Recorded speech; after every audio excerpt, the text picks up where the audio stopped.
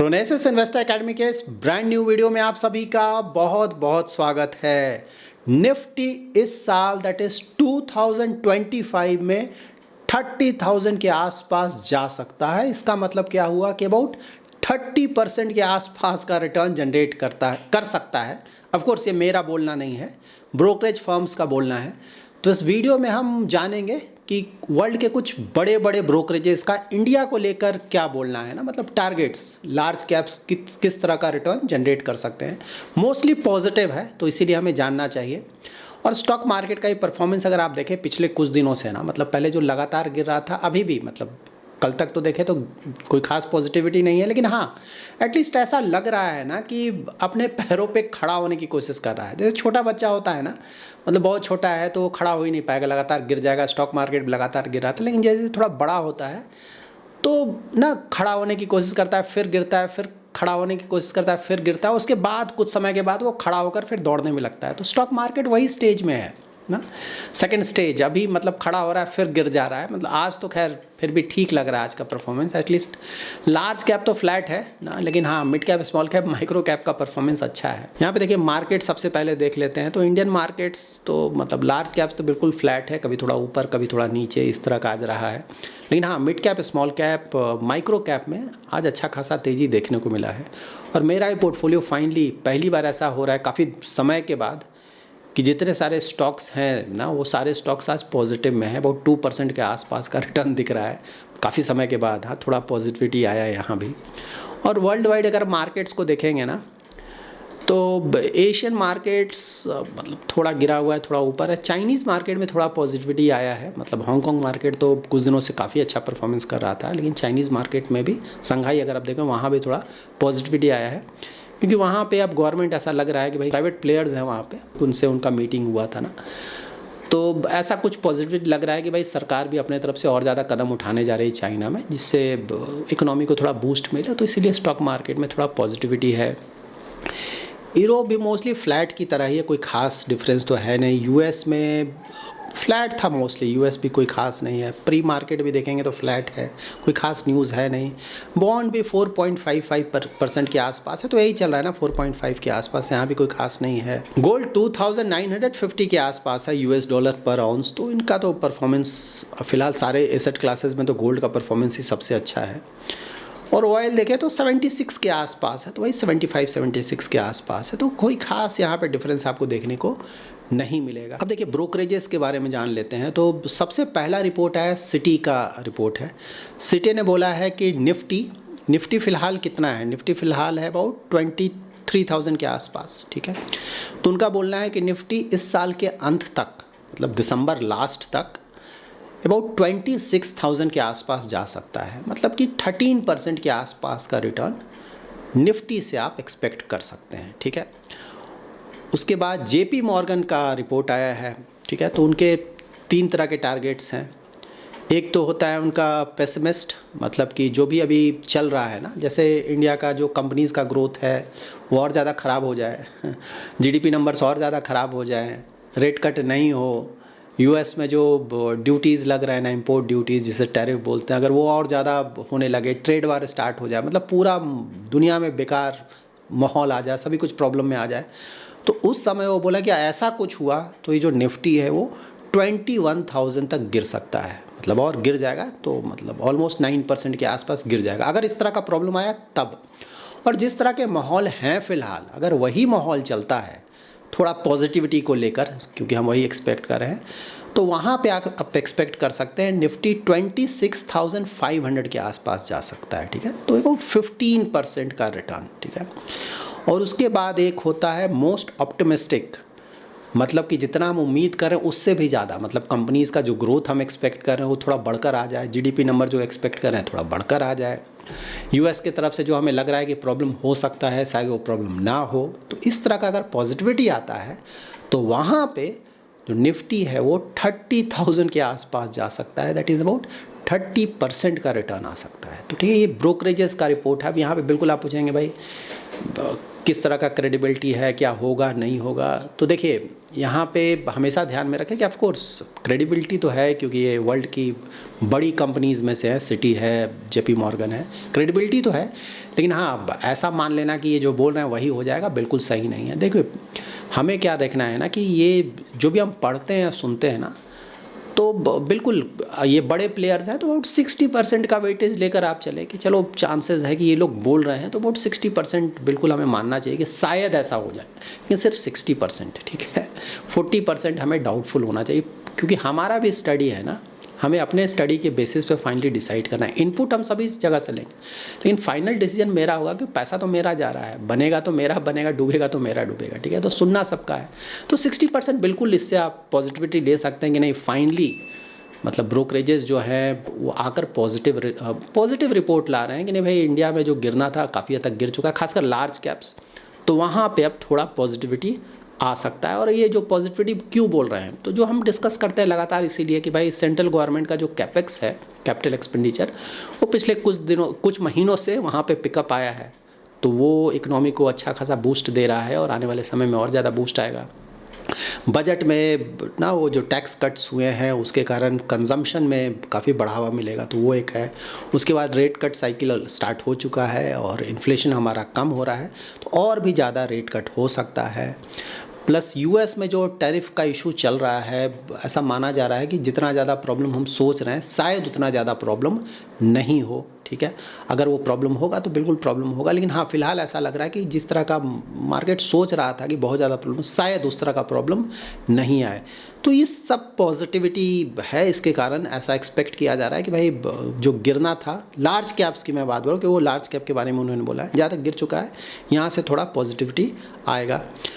उसके बाद JP Morgan ने कुछ सेक्टर्स के बारे में बताया जहाँ की वो ओवरवेट है। ओवरवेट होने का मतलब ये हुआ कि पॉजिटिव है उसको लेकर, उनको लगता है कि शायद यहाँ से परफॉर्मेंस अच्छा रहेगा, शायद। हाँ, फाइनेंशियल को लेकर पॉजिटिव हैं, कंज्यूमर स्टेपल्स को लेकर पॉजिटिव हैं, कंज्यूमर डिस्क्रिशनरी, हेल्थ केयर और रियल एस्टेट, ठीक है, इन सब को लेकर वो पॉजिटिव, उन्हें लगता है कि परफॉर्मेंस यहाँ पे अच्छा आ सकता है। देखिए ब्रोकरेजेस जो भी रिपोर्ट देते हैं ना, आप लोग का क्वेरी भी आया था कितने समय का होता है, सिर्फ 1 साल का होता है वो रिपोर्ट। हाँ, तो मतलब 2025, ये सब यूएस कंपनीज़ है ना, तो इनका तो आपको पता है कैलेंडर ईयर चलता है, तो 2025 लास्ट तक का ये है कि भाई ये जो भी टारगेट्स है दिसंबर एंड का है 2025, तो होना होगा तो इसी साल होगा। गोल्ड पे भी गोल्डमैन सैक्स का रिपोर्ट आया है, उनका मानना है कि गोल्ड इस साल के अंत तक $3,100 पर ऑन्स जा सकता है। तो फिलहाल तो गोल्ड का अगर आप रेट देखेंगे ना, तो ऑलरेडी मैंने आपको बताया कि गोल्ड का रेट है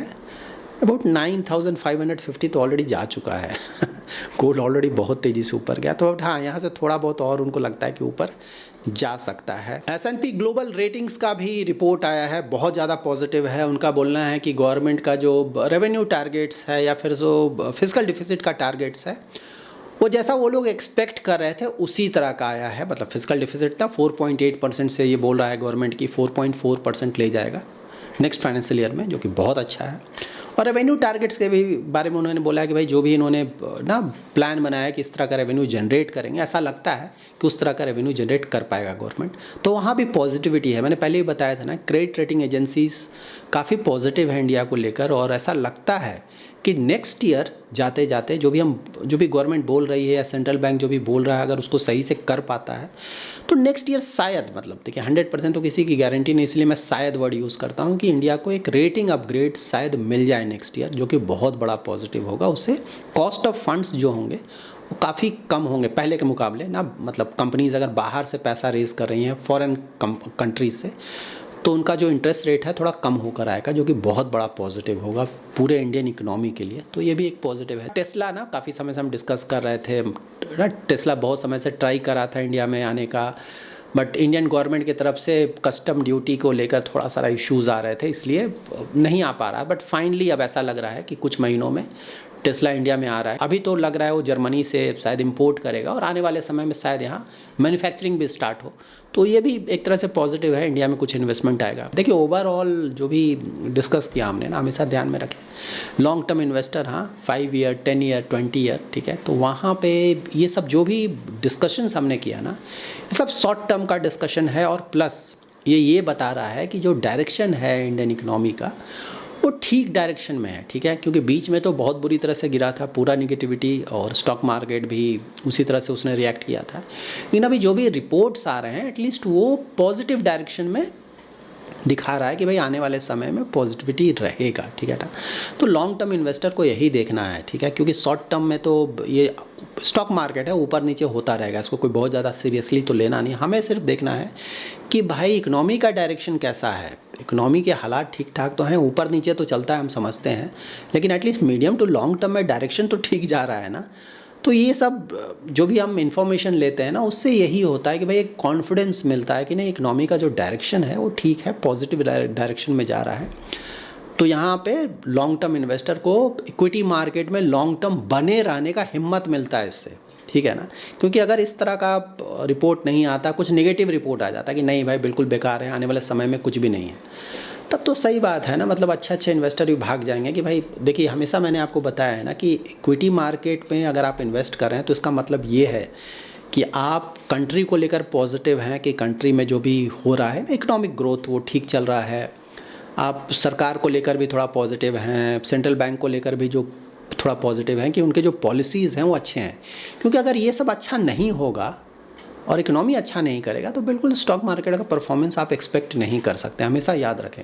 तो अगर आपको लगता है कि ये सब ठीक ठाक चल रहा है, मैं ये नहीं बोल रहा बहुत अच्छा, एटलीस्ट ठीक ठाक भी चल रहा है, तभी हमें स्टॉक मार्केट में इन्वेस्टमेंट करना चाहिए। अगर हमें लगता है कि नहीं बिल्कुल सब कुछ बेकार है, कुछ भी अच्छा नहीं है, आने वाले सालों में भी कुछ नहीं होगा, तो हमें इक्विटी मार्केट में बिल्कुल भी इन्वेस्टमेंट नहीं करना चाहिए। यही मैं बोलता हूँ ना कि आपके थॉट प्रोसेस पे है, आपका थॉट प्रोसेस कि आपको क्या लगता है, ठीक है, क्योंकि पैसा तो आपका है, ऊपर जाएगा आपका जाएगा, नीचे जाएगा आपका जाएगा, ठीक है। तो हमेशा ध्यान में रखें, अगर आपको लगता है कि चीज़ें ठीक डायरेक्शन में है, मीडियम टू लॉन्ग टर्म चीज़ें ठीक है, मतलब आपके थॉट प्रोसेस के अनुसार, तभी इक्विटी मार्केट में इन्वेस्ट करें, नहीं तो बिल्कुल नहीं करें, क्योंकि अगर इकोनॉमी अच्छा नहीं करेगा, ठीक है, और कंपनीज़ का परफॉर्मेंस अच्छा नहीं होगा तो इक्विटी मार्केट से आप रिटर्न एक्सपेक्ट नहीं कर सकते हैं। 3 इंपॉर्टेंट पॉइंटर्स। सबसे बड़ी बात देखिए, स्टॉक मार्केट जब भी अच्छा करता रहता है ना, ठीक है, तो जो भी इन्वेस्टमेंट कर रहा है पूरा क्रेडिट वो खुद लेता है कि भाई मैं इंटेलिजेंट हूँ या बहुत नॉलेजेबल हूँ, मैंने रिटर्न जनरेट किया है, ठीक है। दूसरा, किसी को शायद ही कोई क्रेडिट मिलता है, ठीक है, चाहे वो यूएस हो या ट्रम्प हो, चाहे इंडिया एज अ कंट्री हो या फिर गवर्नमेंट हो या कोई भी हो, ठीक है, यही होता है ना। क्योंकि देखिए जब भी आप बुल रन में होते हैं ना, स्टॉक मार्केट जब अच्छा करता है तो उस समय जो गधा है और जो घोड़ा है दोनों एक जैसा होता है ना। इनफैक्ट कई बार बुल रन में आप देखेंगे जो गधा है उसका परफॉर्मेंस कहीं ज़्यादा अच्छा होता है घोड़े से भी, मतलब गधा घोड़े का मतलब ये हुआ कि अच्छा क्वालिटी और घटिया क्वालिटी, ठीक है। जो घोड़ा है वो बहुत अच्छे क्वालिटी का है और जो गधा है वो घटिया क्वालिटी का है, ठीक है। लेकिन जब स्टॉक मार्केट गिरने लगता है और अच्छा खासा गिर जाता है, तब ब्लेम गेम स्टार्ट होता है। यूएस प्रॉब्लम क्रिएट कर रहा है, ट्रम्प प्रॉब्लम क्रिएट कर रहे हैं, इंडिया एज अ कंट्री बिल्कुल अच्छा नहीं है, सब बेकार है, गवर्नमेंट बिल्कुल बेकार, ये सब चलने लगता है, ठीक है। और यहाँ पे अनफॉर्चुनेटली हम ये नहीं देखते हैं कि हमने अपने एंड से क्या किया है, ठीक है। क्योंकि देखिए एग्ज़ाम देने जाते हैं ना, तो आप क्या देखेंगे भाई, तैयारी अच्छी तरह से करके जाएंगे तो रिजल्ट अच्छा आएगा, नहीं देकर जाएंगे तो फिर मोस्टली फेल हो जाएंगे, ठीक है। लाइफ के हर एक क्षेत्र में यही होता है ना कि भाई अच्छी तरह से तैयारी करके उस काम को कीजिए, आप सक्सेसफुल होंगे मोस्टली। इन्वेस्टमेंट में भी वही है, ठीक है। तो जब मार्केट गिरता है उस समय सही टेस्ट होता है कि घोड़ा कौन है और गधा कौन है, ठीक है ना। तो जो घोड़ा होगा थोड़ा सा कम गिरेगा, ये भी हमेशा याद रखें, घोड़ा भी गिरेगा लेकिन थोड़ा कम गिरेगा रिलेटिवली। और उससे भी बड़ी बात ये है कि जब मार्केट में रिकवरी स्टार्ट होगा ना, तो घोड़ा तुरंत वापस उसमें रिकवरी आएगा और फिर तेज़ी से दौड़ने लगेगा। लेकिन जो गधा है, ठीक है, एक तो वो बहुत ज़्यादा गिरेगा और अगर सही में वो गधा है तो शायद वापस ना आए, ठीक है, ये डिफरेंस है। तो ये ध्यान में रखें। ब्लेम गेम डेमोक्रेसी है तो बिल्कुल हम कर सकते हैं, जिसको जो चाहे बोल सकते हैं, बिल्कुल बोलिए, लेकिन उससे कोई मतलब नहीं है। मुझे मतलब ये है कि आप अपना जो काम है ना वो आप सही से करें, ठीक है। आप अपना इन्वेस्टमेंट नॉलेज बढ़ाएं ताकि दूसरे के ऊपर ज़्यादा डिपेंडेंसी नहीं हो। आप खुद से काफ़ी हद तक अंडरस्टैंडिंग बनाएं और अच्छी तरह से इन्वेस्टमेंट करें। मार्केट बहुत गिरा हुआ है, अगर किसी का पैसा, सही बात है ना भाई, लॉन्ग टर्म के लिए अच्छे रिटर्न्स बनाने का अच्छा चांस है। तो इन्वेस्टमेंट नॉलेज बढ़ाइए और सोच समझ कर अपना इन्वेस्टमेंट कीजिए। ये था नंबर 1 पॉइंट। नंबर 2 पॉइंट, देखिए आजकल क्रिप्टो और फॉरेक्स ऐप्स का बहुत ज़्यादा भरमार आया है। आप लोगों के कई सारे क्वेरीज भी आए थे, मेल भी आया है, SMS व्हाट्सएप मैसेजेस भी आए हैं ना। तो देखिए क्रिप्टो में हमेशा से क्लियर हूँ कि भाई ये बहुत ज़्यादा रिस्की है। इक्विटी और क्रिप्टो का कोई कंपैरिजन नहीं है। इक्विटी अच्छा क्वालिटी होगा तो बिल्कुल सही बात है, गिरेगा तो गिरेगा लेकिन वापस आएगा और लॉन्ग टर्म में अच्छे रिटर्न्स आते हैं वहाँ पे। क्रिप्टो के बारे में ऐसा बिल्कुल नहीं बोला जा सकता। बिल्कुल सही बात है, शॉर्ट टर्म में बहुत अच्छे रिटर्न्स आए हैं, नियर फ्यूचर में लग भी रहा है कि शायद रिटर्न्स और आएँ, लेकिन यहाँ पे कोई श्योरिटी नहीं है ना कब ये पूरी तरह से ऑल ऑफ सडन ख़त्म हो जाएगा, ठीक है। और यहाँ पे कोई सेफ गार्ड नहीं है, खासकर अगर आप इंडिया में रह रहे हो, और टैक्सेशन भी बहुत ज़्यादा है, ठीक है। तो मतलब मैं इन्वेस्टमेंट नहीं करता हूँ। अब ये तो आपका हार्ड अर्न मनी, आप डिसाइड करें क्या करना है, क्योंकि अभी देखिए क्या हो रहा है ना, क्रिप्टो अच्छा कर रहा है तो बहुत सारे ना प्रमोशंस चल रहे हैं क्रिप्टोज़ के, बहुत सारे। हमारे पास भी बहुत सारा रिक्वेस्ट आता है प्रमोशन करने का क्रिप्टो ऐप्स का, ऑफ कोर्स हम नहीं करते हैं। उसके बाद फॉरेक्स ऐप वही है, ये सब बहुत ज़्यादा रिस्की है, ठीक है। बचकर रहे तो अच्छा है, लेकिन हाँ फाइनल डिसीजन तो आपका है ना, हार्ड अर्न मनी आपका है। थर्ड पॉइंट है कि हमारा एक एजुकेशनल चैनल है, तो म्यूचुअल फंड्स और स्टॉक्स रिलेटेड बहुत सारे टर्म्स है ना जिसका मतलब आप समझना चाहते हैं। लाइक स्टॉक्स में ना अगर आप इन्वेस्टमेंट करते हैं, ROE क्या है, ROC क्या है, प्राइस टू बुक क्या है ना, P रेशियो क्या है, ये सब आप जानना चाहते हैं। इंट्रिंसिक वैल्यू कैसे निकाला जाता है। उससे म्यूचुअल फंड में लाइक शार्प रेशियो क्या है, ट्रेनर रेशियो क्या है, पोर्टफोलियो P का मतलब क्या होता है, ये सब बहुत सारे टर्म्स हैं। तो देखिए आप ये जो भी टर्म्स अगर उसके बारे में आप डिटेल में जानना चाहते हैं ना, तो कमेंट में आप ज़रूर मेंशन करें। जहाँ पे ज़्यादा क्वेरीज आएंगे जिस टॉपिक से रिलेटेड, वो हम ट्राई करेंगे आने वाले वीडियोज़ में कवर करने का। So that's it in this video. इस वीडियो से रिलेटेड कोई भी क्वेरी है तो कमेंट में ज़रूर मेंशन करें। आने वाले वीडियोज़ में ट्राई करूँगा उन क्वेरीज़ को आंसर करने का। अगर वीडियो पसंद आया है, पहली बार हमारे यूट्यूब चैनल पर आए हैं तो चैनल को ज़रूर सब्सक्राइब करें, लाइक और शेयर ज़रूर करें। Thanks lot for watching.